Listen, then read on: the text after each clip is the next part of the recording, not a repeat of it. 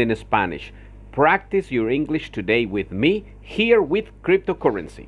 What's the intention? Listen to English and then tell me how much you understand, if you agree or disagree, what was good, what was not good, and my intention is to give you the best of best so that you have listening and different perspective. For example, cryptocurrency and my personal investigation, my personal research, the things that I have seen, and so the way you can see it too. Remember, English first and then in Spanish. What is cryptocurrency for me? Is the representation of a coin that was somehow created by Nakamoto, apparently. Maybe Sado is the other guy that appears in here. You can read the complete information in this article by Wikipedia. You see? Cryptocurrency. So, the intention of cryptocurrency is that you know how maybe today people are looking for alternatives because maybe they are not totally happy what actually the, let's say, mechanisms of transactions are offered by banks today. The banking system today is in many cases, for many people, abusive and is maybe not the future of our currency. If you like to understand a little bit more about this, how it was created and how it actually developed into what it is today, well, I invite you to see one video that I have seen in YouTube about cryptocurrency, about Bitcoin, and all of those possible crypto coins, so to speak.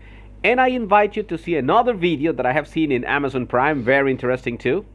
And they tell you, for example, the guy is Thorsten Hoffmann, a German guy that investigated and researched about people that strongly believe and represent cryptocurrency as the future of money. Now, money is, of course, a representation of something, because as such, I would say, of course, money is nothing. Elon Musk is right in one of the interviews where he says that even if you have a million, a billion, a trillion, no matter what money you have, if you are in the moon, it's worthless.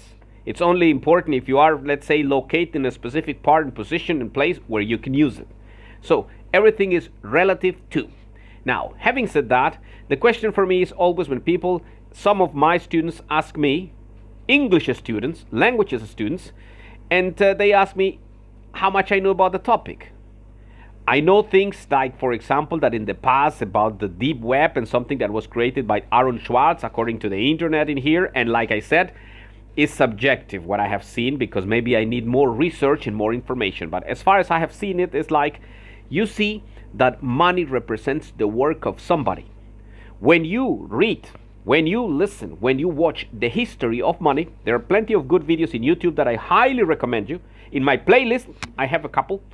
And actually there you will see that money represents the work and the time that somebody dedicated for something as an interchange. In the past you could walk in with, let's say, with an animal, with a cow or something, and interchange that with crops or with any other thing. So you had like physical interchange of objects in order to obtain something that you desired or needed, let's say in the past. When you see the evolution of this and what happens today with people in the banking system, with Wall Street, with all the investments, this and that, you, in my opinion, I mean, with all due respect, you somehow lose the sense that actually every single thing that you have, let's say, valuable, represents the work and the time of somebody, something, somewhere. Why do I say this? Because some people pretend to earn money out of the blue, and that might happen. That's why maybe people buy lottery tickets in the first place. But at the end of the day is that in many cases they don't know what to do with money. According to some British research, 94% of lottery winners that are made in Great Britain lose their money, all the millions they earn and win, after 1 year. Because, you know, to get the money is one thing. To know how to manage it, I mean, how to deal with it, I mean, how to invest and how to multiply it is another thing. And many people consider actually that money is the root of all evil, and that is a very relative issue. In my opinion, money is neither good nor bad. Money is just something that depends on the beholder, so to speak. It depends on what the person does with that particular amount of financial resources. Now, think about this. It's important that we see the proportion and the balance in life today and in the money system and in the currencies that we have. There's something called work, time, and then there is an exchange that we need for this. So as such, when you see the proportion and the balance in the planet, it's important that you, my opinion, before you go there and invest in any cryptocurrency, please read research about cryptocurrency and how you actually contribute for, let's say, your own finances, especially because you start with the quintessential valuable thing that we have today, which is information from reliable sources. That is why I really more than glad invite you to go and research, go and investigate, go and read a couple of, like I said, reliable resources, information resources concerning cryptocurrency, concerning Bitcoin, and where you see actually that you definitely advance more in your knowledge and expertise concerning this issue and this topic. In Spanish now.